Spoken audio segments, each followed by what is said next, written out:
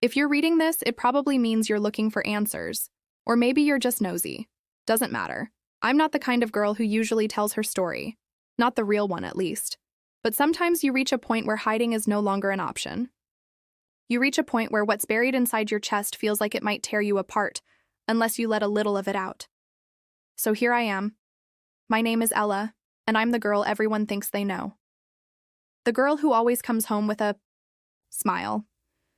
The one who laughs too loud at the dinner table and always says she's fine, even when she feels like a glass about to shatter. Most people look right through me, except for Mason. Mason's different.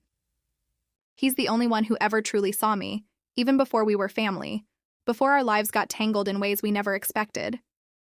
People talk a lot about family. They think it means blood, or Christmas photos, or group chats that no one wants to answer. But family for me has always meant Mason, my stepbrother, my anchor in a world that rarely made sense. You want to know what we did? The thing no one knows about? The reason I'm finally writing this down?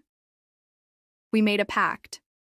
We found something that changed everything, and we promised whatever happened, we'd face it together. It was the one promise I never wanted to break. It started, like so many things, on a day when the world felt too heavy. I'd just come home from university, my heart full of questions and half-formed regrets. My dad and his new wife, Mason's mom, were in the kitchen arguing quietly about something I didn't want to hear. So I did what I always do. I slipped upstairs and shut the noise out, hoping for silence. That's when I found him. Mason sitting on the attic stairs, hands covered in dust, a crooked grin on his face like he'd been caught mid-crime. "Hey, stranger," he said, and for a moment the weight in my chest eased. "Hey yourself," I replied, sitting beside him. The attic always smelled like old paper and secrets, the kind of place you went when you didn't want to be found. He handed me a flashlight, the one with the duct tape holding the battery in. "You want to see something weird?"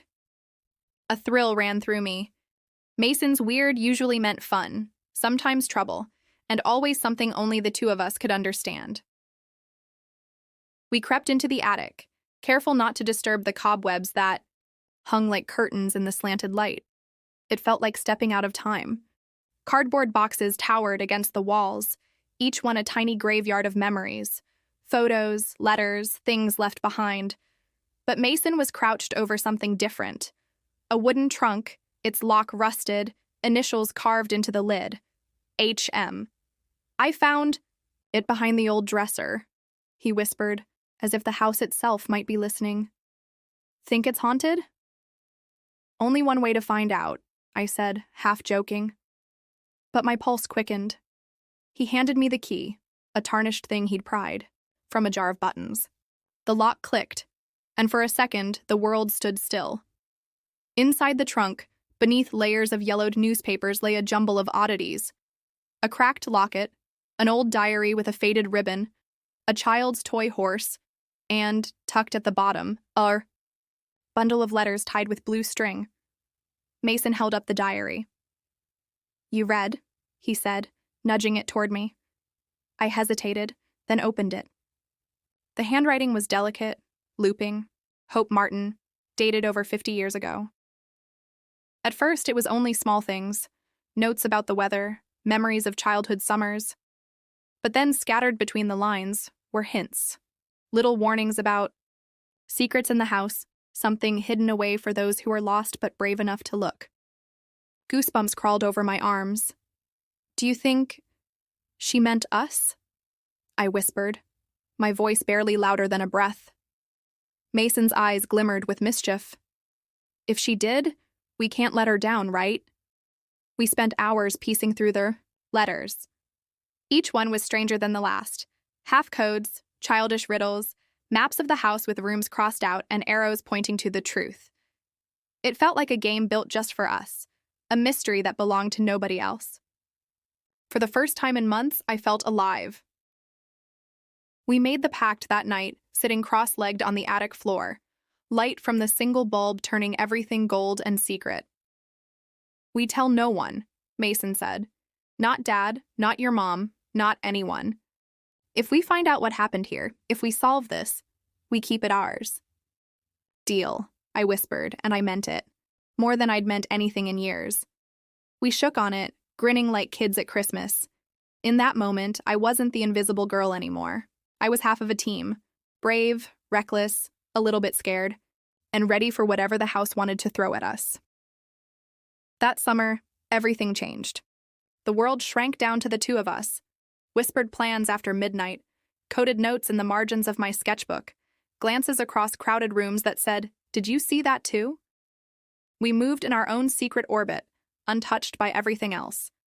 Started to see things differently. My reflection, sharper in the mirror. My laughter, louder, realer. Mason made me braver, pulled me out of myself in ways no one else ever had. He didn't judge me when I froze up, didn't flinch when I cried over things I couldn't name. He was just there. My partner in crime, in mystery, in life. The clues took us everywhere. The garden at dusk, the old shed with the door that never quite closed, the cold, dark corners of the basement where dust motes danced in the beam of our flashlight. Sometimes we found nothing. Sometimes we found almost something, a scrap of cloth, a faded photo, a word underlined twice in the diary. Remember. Every dead end only made us more determined. We began to dream in secrets, speak in codes, live in the spaces between what the rest of the world saw and what only we understood. Our parents noticed, of course. "You two up to something?" my dad would joke, ruffling Mason's hair. We'd laugh and shrug, hiding the thrill behind wide-eyed innocence. But our secret was safe. It was ours. And as the summer pressed on, the world outside faded, replaced by the pulse of adventure, the shared heartbeat of two people who, for the first time in their lives, were more than what everyone else expected. You want to know what we did that summer when no one was watching? We found each other. We made a pact, and that was only the beginning. It's funny, the way secrets settle in your bones. At first, they make you feel important, chosen, set apart from the rest. But after a while, they start to itch. They keep you up at night asking questions you're not sure you want answered. After that first night in the attic, Mason and I fell into a rhythm. Every day was an ordinary day for everyone else, but for us, every moment bristled with hidden purpose. I went through the motions, smiling at the breakfast table, pretending to scroll through my phone, letting my stepmother tell me about her work drama. But underneath, I was vibrating with the promise of what we might find next. Mason was the same. He'd wink at me across the yard, passing coded notes under the table, quick sketches of arrows and keys in the margins of my notebook. We made up a language, glances that meant, "Meet me in the garage," a tap of the wrist that meant, "Wait until after dark." We were conspirators, actors in a story no one else could see. The first real clue came 2 nights after we found the trunk. The house was quiet. One of those thick, humid summer nights when the air pressed in close and every floorboard groaned. Our parents had gone to bed early, exhausted from some minor argument about garden hoses and shopping lists. Mason knocked softly on my door. "You awake?" he whispered. "Of course," I said, already sliding into my jeans. He led me to the kitchen, where he'd found the next piece of the puzzle, a small brass key wedged behind the bread box. It was cold and heavy in my palm, the kind of key you'd expect to open something important. He grinned, eyes shining in the moonlight. "I bet it fits the old desk drawer in the study," I grinned back. "Only one way to find out." We crept through the darkened house, giggling in the silence, the thrill of the hunt making us reckless. The study was our dad's domain, a room full of faded books and dust, the air always faintly tinged with aftershave and paper. The desk sat under the window, an ancient thing with lion's head drawer pulls and sticky, warped wood. The key fit perfectly. Inside, we found another letter, this one addressed to the brave ones. The handwriting matched the diary. "You who find this, know that what you seek is not buried in wood or stone, but in what is remembered, and in what is forgotten." I shivered. Mason read the rest aloud, his voice low, as if reciting a spell. "There is a place where the river bends and the willow leans to listen. Look beneath the silver stone. There lies what has been missing. We stared at each other. "The river?" I asked, my voice barely above a whisper. Mason nodded. "Tomorrow, at dawn." We didn't sleep much that night. I lay awake, staring at the ceiling, listening to the house settle and breathe. My mind raced with images. The river, the willow, the mysterious silver stone. My stomach twisted with nerves, but beneath it all was a pulse of excitement I hadn't felt in years. I was scared, sure, but mostly, I was alive. The next morning, before anyone else was awake, we slipped out the back door, backpacks slung over our shoulders, flashlights and gloves tucked away in case we needed them. The world was painted in pale blue, the grass cool and damp under our feet. Mist curled over the riverbank, making everything feel dreamy and unreal. We followed the path in silence, our breath visible in the early light. The river was swollen from recent rains, its surface glassy and cold. The willow stood just where the poem had promised, its branches trailing like curtains into the water. Searched for the silver stone, poking among the roots, turning over rocks slick with mud and moss. It felt hopeless at first. There were dozens of stones, and everyone looked the same in the dawn light. But then Mason spotted it, a smooth, flat rock that glinted oddly in the sun, as if flecked with metal. "This has to be it," he said, crouching down. We dug with our fingers, pushing aside damp earth, not caring about the mud that seeped into our nails. After a few minutes, we hit something hard. A small metal box, old and rusted but still sealed tight. My heart thudded in my chest. Mason pried it open with his penknife. Inside were more letters, a faded photograph of a little girl, with braids and a bundle of dried flowers tied with a ribbon. The letters were strange, half in code, half in rhyme, talking about lost things and found ones, about bravery and fear, about how the truest family is the one that chooses you. We read them together, shivering in the morning sun. For a long time, neither of us spoke. It felt like we'd uncovered a piece of someone's soul, a secret meant to be kept, but also to be found. Finally, Mason broke the silence. "Do you think she was lonely? The girl in the picture?" I looked at him, at the way his hair curled at his temples, at the worry lines in his forehead. "Maybe," I said softly. "But maybe she was just waiting for someone to listen." We hid the box under Mason's bed, swearing not to let anyone else see. It became our treasure, the centerpiece of our growing collection of secrets. But not every clue led us somewhere safe. A few nights later, we tried to decode another letter. This one hinted at something in the old garden shed. We waited until midnight, when the house was quiet, then snuck outside, flashlights bouncing across the dew-soaked grass. The shed was colder than the night. Tools lined the walls, cobwebs thick in the corners. I tried to laugh, to make a joke about ghosts, but my voice sounded shaky in the dark. Mason pointed to a loose floorboard. We pried it up, expecting more letters, another memento. Instead, we found nothing but dust and a single rusted nail. Disappointment crashed over us, sharp and sudden. I sat down hard on the old workbench, blinking back tears I didn't want to explain.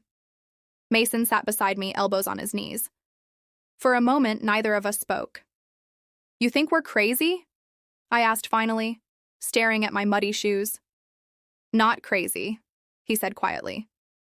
"Just searching." I looked at him, really looked, and saw the same hunger in his eyes, the need to belong, to matter, to find something, even if we didn't know what it was yet. He reached over, nudging me with his shoulder. "Hey, we're a team, remember? Win or lose. I'm not going anywhere." It was such a simple promise, but it steadied me. We slipped back into the house as the sky began to pale, leaving a trail of muddy footprints behind us. The secret was safe another night. In the days that followed, Mason and I became even more careful. We learned to cover our tracks, wiping dirt from doorknobs, memorizing which floorboards creaked, always listening for the sound of our parents' footsteps. But the best part wasn't the clues or the treasure. It was the feeling that, for the first time in forever, I wasn't invisible. Mason saw me. He understood what it meant to carry secrets. And together, in the hush of silent nights, we built something no one else could touch. What did we do when no one was watching? We made each other brave, and the adventure was only just beginning.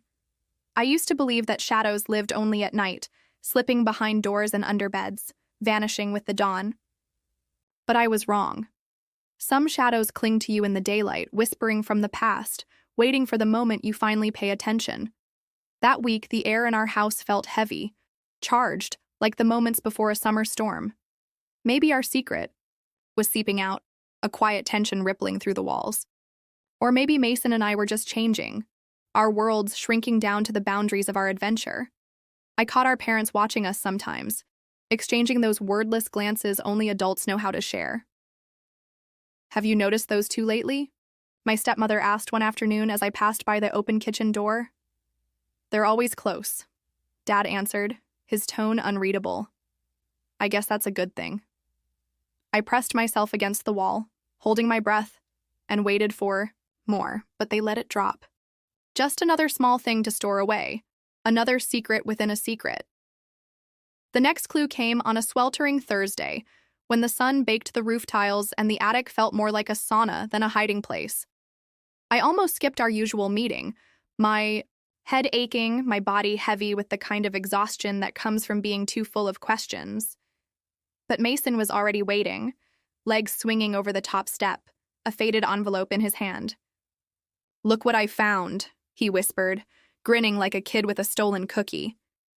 He handed me the envelope, the paper soft and almost translucent with age. My name was written on the front.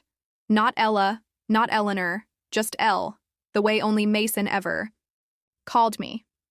My breath caught. "It was in the trunk, taped under the lid," he said, eyes serious now. I didn't open it. I slid my finger under the flap, careful not to tear the delicate paper. Inside was a single sheet, filled with the same looping script as the diary. If you're reading this, you've already proven braver than most. Trust the one who knows your shadow. The place you're looking for is where secrets are kept, but only found by those who dare to follow the path that isn't there. When the night is darkest, listen for the second bell. For a moment, the attic spun around me. The words felt alive, like a challenge, a warning, and a promise all at once. "What do you think it means?" I whispered. Mason shrugged, but his voice was tight. "The path that isn't there. The woods, maybe? Or the old lane by the creek? And the bell?" I asked. He shook his head. "No idea. But we'll figure it out. We always do." That night, I barely slept. My mind replayed the words over and over. Trust the one who knows your shadow. Was it about Mason and me? Or something older, woven into the bones of the house? The next evening after dinner, Mason came to my room, holding a flashlight and his old canvas backpack. "Let's check the woods," he said. "Just for a little while. We'll be back before dark." We slipped outside, careful as always, making sure our parents were lost in the TV's blue glow. The woods behind the house were wild and tangled, summer growth making every path unfamiliar. We followed the old deer trail, branches whipping at our arms, breathless from nerves and anticipation. As we walked, the light faded, the air turning cool and sharp. Somewhere in the distance, a bell sounded, faint and far away, the echo swallowed by leaves. Mason stopped, shining the flashlight ahead. "There. Do you see that?" Something glimmered in the undergrowth, a piece of fabric, fluttering like a flag. I crouched down and pulled it free, a scarf, pale blue, with a tiny silver bell sewn to one end. We exchanged a look. "The second? Bell," I breathed. Mason's hands were shaking as he found a small tin box half buried under the roots. He pried it open, revealing a bundle of letters and a crumpled photograph. The picture showed a girl and a boy, arms around each other, their faces bright with laughter. On the back, someone had written, "Hope and Daniel, Summer 73. Below that, a line in the same hand, "Shadows are lighter with you beside me."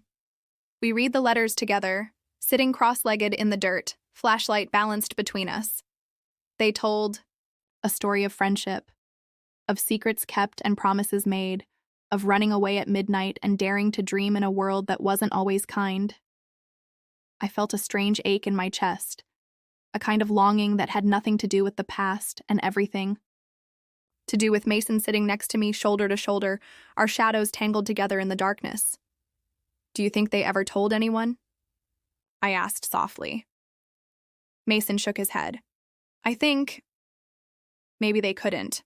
Maybe it was just for them, like us." I smiled, blinking back tears I hadn't expected. He nudged me, gentle. "Hey, you okay?" I nodded. "Just glad it's you. I couldn't do this with anyone else."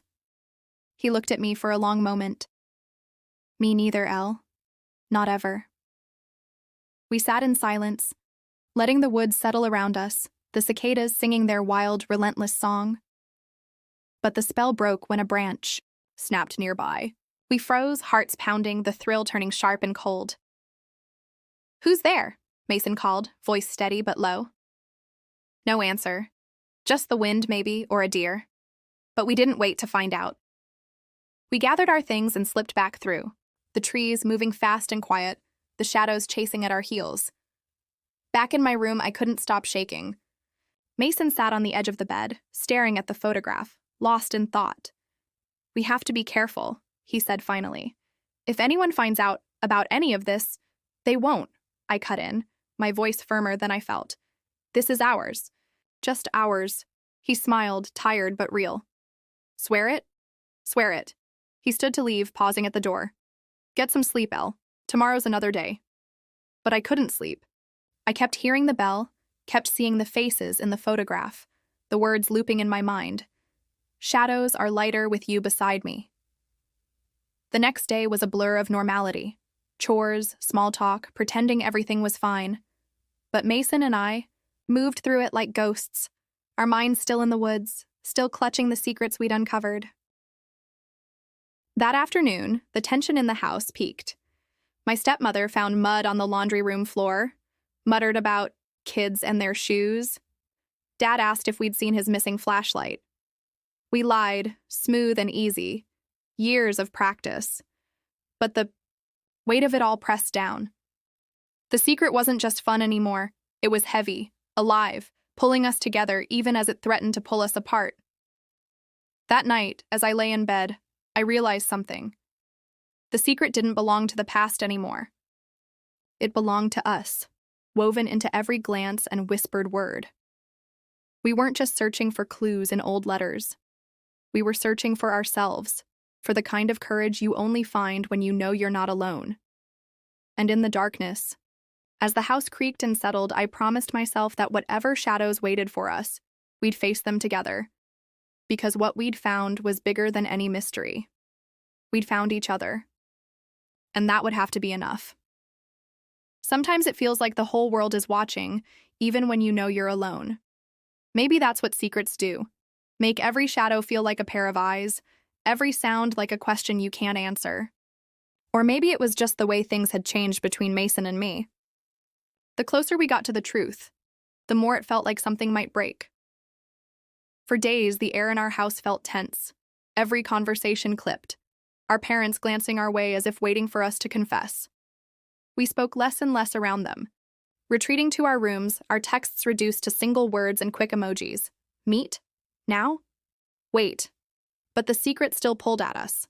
The photograph of Hope and Daniel, the blue scarf with the bell, the coded letters, everything pointed to something. Unfinished. A story that wasn't ready to let us go. On Friday night, Mason sent a message just before midnight. Attic, urgent. I crept out of bed, heart pounding, careful not to step on the creaky board near the landing. In the darkness of the attic, his flashlight caught my face and I flinched, squinting until my eyes adjusted. He was pacing, breathless, clutching another letter. "I found this taped inside the diary," he said, voice low. "It was behind the back cover. I almost missed it." I took it, my fingers trembling. The handwriting was shaky, hurried, as if written in a moment of panic. "If you've come this far, you must finish what we couldn't. But be careful. Some things are better left hidden. Go to the place where the willow weeps for what is lost. Trust only those who understand the price of silence. Beneath it, a crude map, lines and crosses that could have been anything, but to us, were instantly recognizable. The path along the river, the spot beneath the willow, and a small circle marked with an X. My mouth went dry. "It's tonight, isn't it?" Mason nodded. "It has to be. I don't know why, but it just feels right." We argued then, quiet but intense, the words sharp as broken glass. "What if we get caught?" I hissed. "What if it's dangerous? We don't know what's out there." "We can't just stop now," Mason shot back, voice cracking. "We're so close, Elle. Aren't you tired of wondering what it all means?" I shook my head, trying to hold on to reason. But the truth was, I was tired. Tired of secrets, of pretending, of being scared all the time. But I was even more tired of the thought of losing what Mason and I had built. He must have seen it in my face because his anger softened. "We'll be careful," he promised. "Just one last time. For Hope and Daniel. For us." So we went. Quiet as ghosts, slipping through the back door and into the cool hush of the night. The moon was thin and silver, the world painted in blue and gray. The grass was cold under our feet, dew soaking through my socks. We didn't speak. We didn't need to. The willow was waiting, its branches swaying gently in the breeze, the river's surface shivering with reflected stars. I clutched Mason's hand without thinking, the world suddenly enormous and strange. We followed the map, counting steps from the base of the tree, hearts thudding. At the marked spot, Mason knelt and began to dig, his hands shaking. The earth was soft and wet, the smell of moss and mud thick in the air. After what felt like forever, his fingers closed around something solid, a small wooden box, battered and damp, but intact. He looked at me, hope and fear mingling in his eyes. "Ready?" I nodded, barely able to breathe. We pried the lid open together. Inside was a collection of objects. Another photograph, this one of Hope and Daniel a few years older, arms still, linked but faces more serious. A locket, tarnished but beautiful, and a folded piece of parchment, sealed with wax.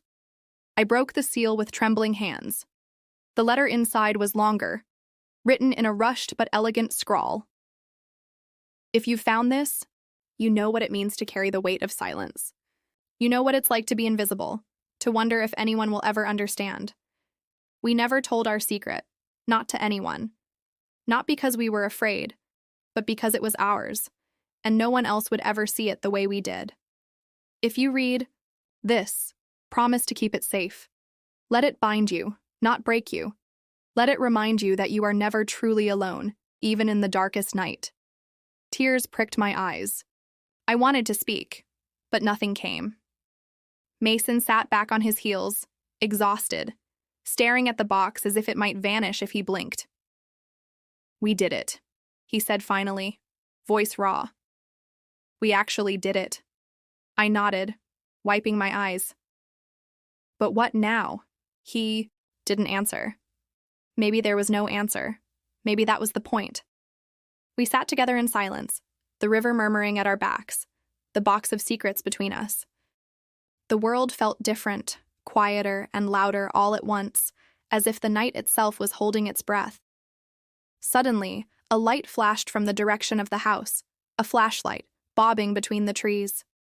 Panic spiked through me. "Someone's coming," I whispered, scrambling to my feet. Mason snapped the box shut and stuffed it into his backpack. We ducked behind the willow, breath held, praying whoever it was would turn back. Footsteps crunched in the grass. I could hear my own heart, loud as a drum. Then, a familiar voice, low and uncertain. "Ella? Mason? Are you out here?" It was Dad. Mason grabbed my hand, and for a terrifying second, I thought about running, about dropping the box and pretending none of it had happened. But then I remembered the letter, the promise. Let it bind you, not break you. I squeezed his hand. "We can't lie forever," I whispered. "But this This is still ours, no matter what. Dad called out again, closer now, the light dancing through the willow branches.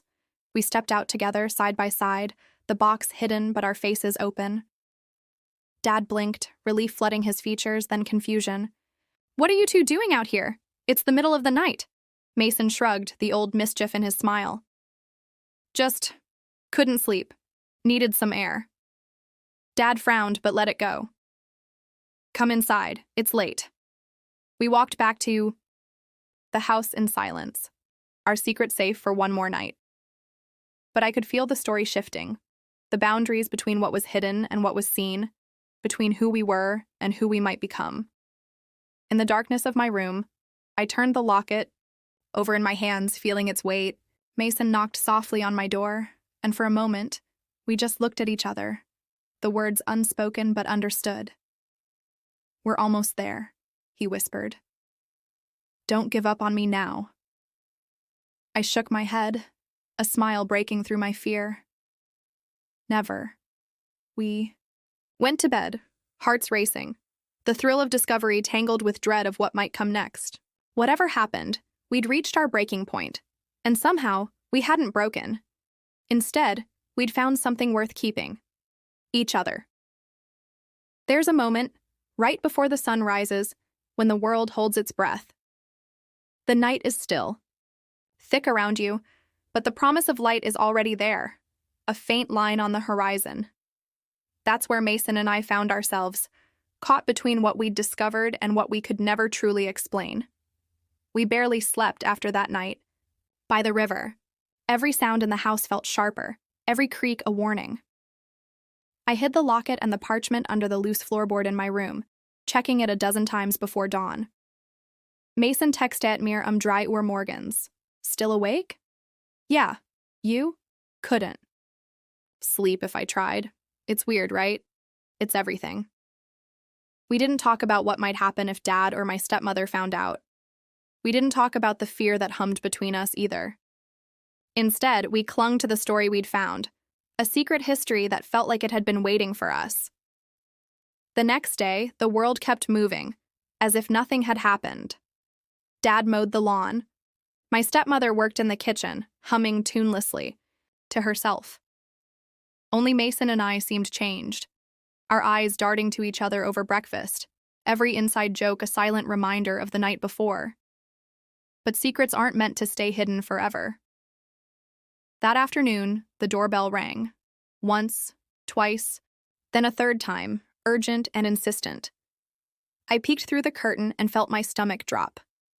It was Mrs. Callahan, our elderly neighbor, who'd lived next door longer than anyone. She was clutching something in her hands, a faded photograph. Dad invited her in, and suddenly the kitchen was crowded, the air thick with anticipation. Mrs. Callahan's hands shook as she held out the photo. I found this while cleaning out the attic, she said. Recognize these two? I leaned closer, heart in my throat. The photograph was old, sepia-toned and worn at the edges. Two children stood arm in arm, laughing at some secret only. They understood. It was Hope and Daniel. My hands tingled with recognition. Dad peered at the picture. Is that... I think I remember her. Hope Martin, wasn't it? She lived here before us, moved away after her parents. Well, after they passed. Mrs. Callahan nodded. Yes. They say she left behind all sorts of things. Some folks believe she hid something in the house. Silly stories, but it got me thinking. She looked right at Mason and me, her eyes sharper than I'd ever seen. You kids haven't found anything strange, have you? Letters, maybe? Trinkets? My mind raced. For a heartbeat, I thought Mason would say something, that the whole story would come spilling out. But he just smiled, easy and unbothered. Nothing, but dust and old books, he said, shrugging. Mrs. Callahan gave a small, knowing smile. Well, if you ever do, you keep it safe. Some secrets are worth keeping, you know. Not every mystery needs solving for the world. Sometimes it's enough for two people to remember. I nodded, grateful for her words, the hidden meaning beneath them. As she left, Mason caught my eye, and I knew he understood too. This wasn't just about Hope and Daniel. It was about us, about having something that belonged only to us.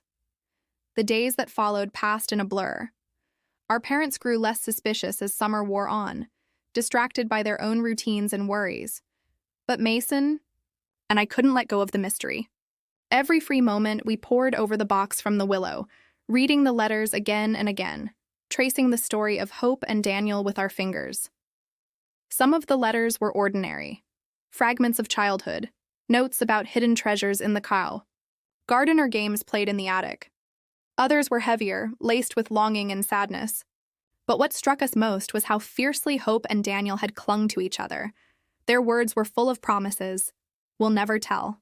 We'll always have this, even if no one else ever understands. I thought about that as I watched Mason from the window, skipping stones at the riverbank, the box clutched under his arm. It wasn't about the secret anymore. Not really. It was about everything we'd been through to keep it. The nights spent whispering in the dark, the silent promises, the way we'd learned to trust each other when the world felt uncertain. One evening, as the sky turned gold and the cicadas buzzed in the grass, Mason found me in the garden, curled on the old bench with the locket in my palm. He sat beside me, elbows on his knees, eyes searching mine. "So, what now?" he asked quietly. I turned the locket over, feeling its weight. "I think we just keep it, like they did. It's ours. We don't have to explain it to anyone." He nodded, thoughtful. "Do you ever wish we could tell someone?" I laughed, the sound surprising us both. "Maybe, but would they even believe us? And if they did, would it make any of this more real?" He smiled, and I saw relief in his eyes. "Probably not." We sat in companionable silence, the air humming with unspoken words. Eventually, Mason leaned closer, voice barely above a whisper. "Thank you for not giving up on this, for not giving up on me." I swallowed hard, blinking back tears. "I could never. Not when you're the only one who's ever really seen me." He grinned, and for a moment, it felt like the whole world had narrowed down to this. Two people, a secret, and the understanding that nothing would ever quite be the same. As the sun dipped behind the trees, we gathered our things and wandered back to the house. There was no dramatic ending, no triumphant announcement or great reveal, just the quiet certainty that we'd finished what we started, that we'd honored the pact we made in the attic all those weeks ago. That night, as I lay in bed, I pulled the parchment from its hiding place one last time. The words felt different now, less like a warning, more like a blessing. If you read this, promise to keep it safe. Let it bind you, not break you. Let it remind you that you are never truly alone, even in the darkest night. I closed my eyes, holding the locket tight, and let the memory of our secret carry me into sleep. Years from now, maybe Mason and I will drift apart, life pulling us in different directions. Maybe the box from the willow will gather dust beneath my bed, its secrets fading with time. But I know this much is true. We did it. When no one was watching, when the world wasn't paying attention, we found something worth keeping. We found courage. We found trust. And above all, we found each other. So if you ever wonder about the stories that never get told, remember, sometimes the greatest adventures happen in the quiet, in the dark, when only two people are brave enough to believe, and that will always be enough.